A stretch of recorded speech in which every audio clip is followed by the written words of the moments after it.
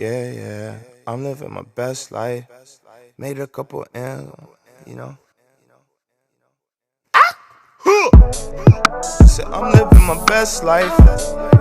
Said I'm living my best life. Hello everybody, welcome back to my channel, Random Opinions, Reaction Reviews. If you don't know who I am by now, you gotta get with the program. Today I'm coming to do a review on the episode that aired yesterday on General Hospital. Yesterday's date was August 16th, so let's go ahead and get into this. So we have a scene that opens up between Sonny and Carly, and Sonny is staring out on a terrace, and Carly greets him, wants to know if he's okay. And he is in a good headspace right now. He is loving his family, and he asked her, have you thought about renewing your vows? And she is down for it. Carly is down for it. She is receptive to renewing their vows. You guys, my allergies are acting up like it's a rainy day outside. It's horrible. Like, nose is messing up. I don't know if you see, my eyes are kind of watery. My voice is even deeper. Sam, she shows up and knocks on the door, and they let her in, and she tells them, have you guys heard? I got good and bad news. The bad news is that the memory mapping transfer, it worked. The good news is that Cameron is okay. So they get to talking about, how all of this went down, and how Franco was the person that had this memory mapping done to him. And so now he's walking around thinking he's Drew. So Carly has 1,001 questions, like, okay, so are we supposed to treat him as some version of Drew? Like, what's gonna happen? Is this gonna be able to be reversed? And nobody has the answers to these questions. Sonny asks Sam, how's she doing after the whole freezer situation. She lets him know that she is appreciative for her life. She could have been dead. And Sonny is like, I know what you mean. And I'm feeling the same way. So me and Carly have decided to renew our vows. And Sam is like, far out. She's happy for them. They're letting her know that it's gonna be a small wedding for their family and friends. And then Sam leaves, and Sonny and Carly talk some more, and Sonny is letting Carly know, like, you are my world, you're my life, I love you. And they kiss.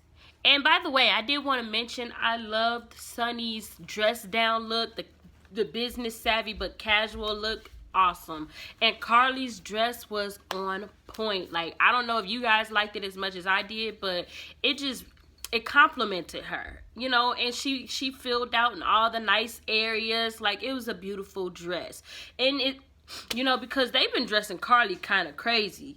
So it was nice to see her on with something cute, looking like Laura, right? Instead of, I don't know who did it and what for. We have scenes between Dev and Joss. They're at Charlie's, and Josslyn is helping Dev with his schedule for high school. And Dev is like, look, this is all a waste of time. I want to work for Sonny. So Joss gives him good advice. Like, look, if you want to work for Sonny, the best way to work for him is to gain his trust first and to do what he says do. So then Dev takes that to heart, and they're discussing what classes he wants to get into. You should get into American history. And come to find out, this dude knows a lot about American history. And it's all stemmed back from his mom. His mom was very keen upon education. And I don't know exactly what happened to his parents, because he didn't state what happened to them. But he said he promised, because of his mom, that he will always stay educated whether he was in school or not. So Joss is like, dude, who are you? Oh, and then she gets to asking him questions about his parents, and he goes quiet, like stone cold silent. She even apologizes to him at one point because he didn't even act himself. And she's like, you know what? You know so much about me, but I know so little about you. I just wanted to learn about your family and the things that you've been through. And he says, you already know about my side of the family. I'm a Corbin. I'm like, you little dog, you. He's not talking for whatever reason. I want to know what happened to his parents. Why is he an orphan? Like, what happened? We have scenes today between Monica and Drew fills Monica in on how there is another Drew Kane walking around Port Charles, and he is also known as Franco. And he explains everything that happened, and Monica, she's there to comfort Drew, and she actually is telling him, you know what, there's a silver lining behind this. You can learn more about yourself, and in that, we can learn more about you. We also can grow closer together in doing so. He feels like it kind of will be betraying Franco and Liz if he was to use Franco in order to gain his memories back. So he doesn't really want to do it. I did like these scenes today with Drew and freaking Monica, because I feel like Drew is so respectful to Monica, like even calling her mom and taking the time out to explain the reason why he kept the flash drive in the first place. It was awesome, because we don't get that much from Jason, and I'm just being honest. Like, you know, Jason, he loves Monica, but he isn't really the son Monica had back in the early 90s, you know, but she's gotten that with Drew. So it's kind of crazy to me how Monica doesn't have a favorite child, because if I was Monica, Drew would be my favorite, just because of the level of respect that he shows me in comparison to Jason. But you know, mothers, they're always going to love that child that strays off, and they're always going to go out their way for the child that strays off more than the child that's there and respecting them and loving them and you know, takes care of them when they're down and out. I don't know, it's a parent thing. By no means am I saying that Monica has a favorite, though. I'm just saying she does the most sometimes for Jason. That's all I'm saying. And she always have. Even when AJ was in the picture, she would go out of her way for Jason more than AJ, just to prove that she loved Jason. I don't know if I'm explaining it right. Oh, remember in my last video I said that I wanted to get some emotion from Drew. I wanted to know how he felt about this situation. Well, Drew is upset about it. He's pissed. Like, he feels like his life has been stolen from him twice.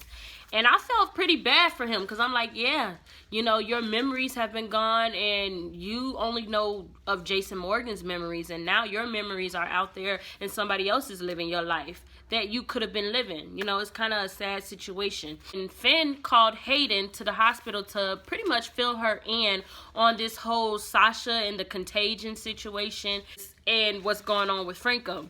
He did tell her, like, hey, have you been checked out? Because I know you work at Crimson and you've been in places where Sasha's been. We don't know what it is, but we believe she has a serious contagion. So Hayden starts to kind of freak out a little bit. These scenes were pretty nice today. They did apologize for, remember the last time they seen each other, you know, they ended on kind of bad terms where Hayden said she hopes she never seen him again. She's seen him again. So they kind of apologized for that whole little moment that they had. And they kind of go down memory lane too about their relationship and how they each saved each other's lives. How they're always going to be connected. They're always going to have a love for each other. Whenever Hayden's around, either he's smiling or he's sad. That's because he really loves her. He seemed legitly happy to be in her presence, as she did him. So I can't wait to see what happens from there. I hope the writers move the storyline along. Cameron wants to know where Franco is. And he says that he owes Franco for saving his life. And how he's going to repay Franco is by continuing to pursue him, continuing to show love for him, and being there for him when he needs it. Liz has a lot of hope that this procedure can be reversed and that Franco will remember them one day. I just don't know. And Cameron is so smart.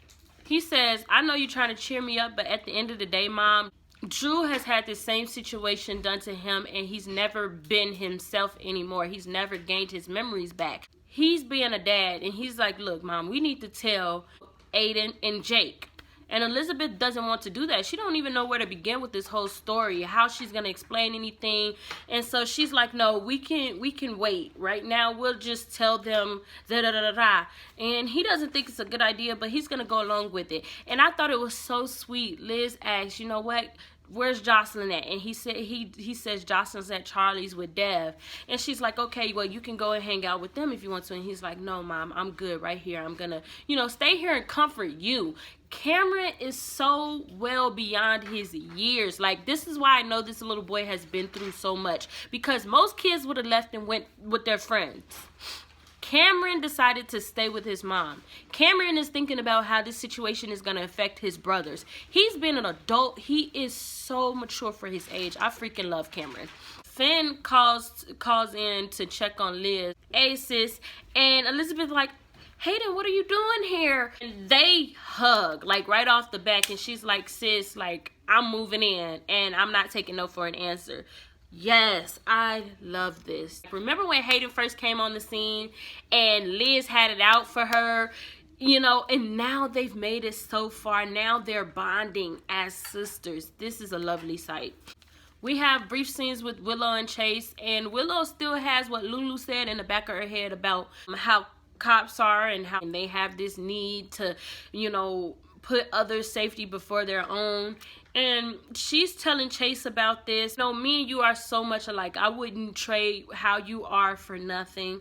I'm in love with you also because of that, you know. And Chase is like, look, you're the real hero here. Like, if I had to do what you do all day, sit and entertaining 8-year-olds, I wouldn't be able to do it. You're a strong woman, you know. But at the same time, while he's holding conversation with her, he's too busy looking over at Jason and freaking Drew. Now they're in the floating rib. This is the standoff, you guys. This is the moment I was waiting for.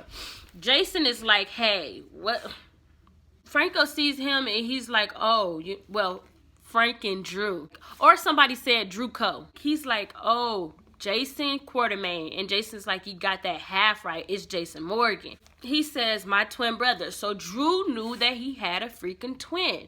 Now, he discovered Jason when he came across a newspaper for an article that Jason was in when they won, like his high school won a soccer championship or something. And he came across his picture and he figured that freaking Alan chose Jason over him. And Jason is like, look, I know this doesn't have anything to do with you, but I'm going to explain it to you. That's not what happened. Yes, Susan Moore did have me, and Alan didn't know anything about you. This is what happened. So he goes into the whole spiel of how the twins got separated. He says it still doesn't have nothing to do with you because you're not Drew. And I did like how Jason was explaining it to him, and he even mentioned Alan and Monica would have accepted Drew if they had known about him, and he would have grew up with me and my brother AJ.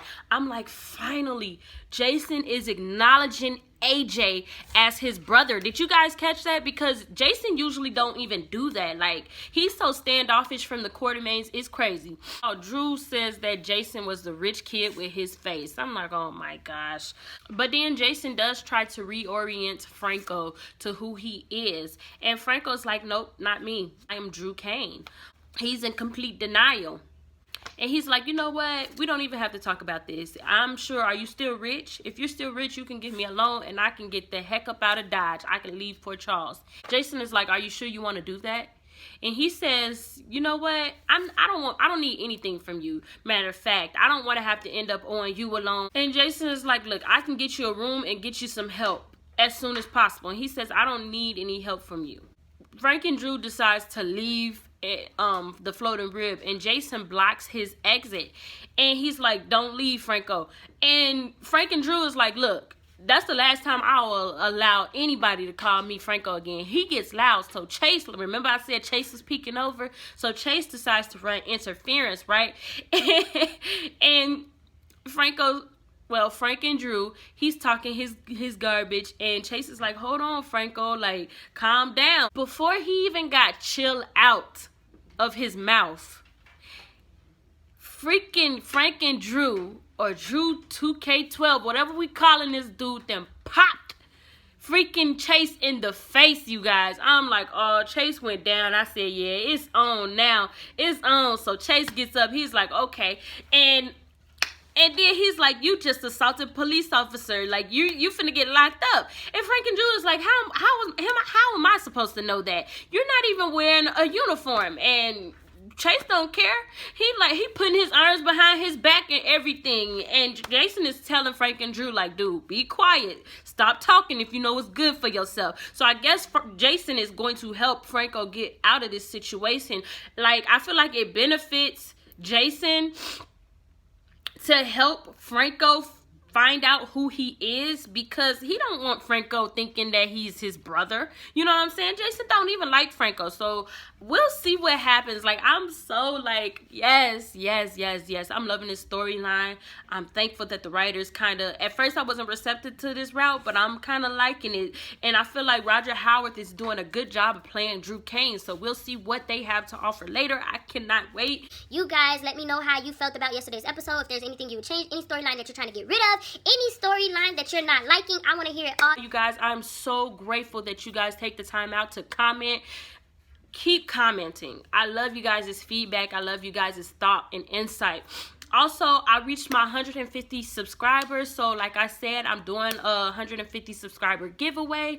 You guys don't forget to go onto my video. I will leave the link below. You guys tap that video. I'm going to leave questions about myself in that video.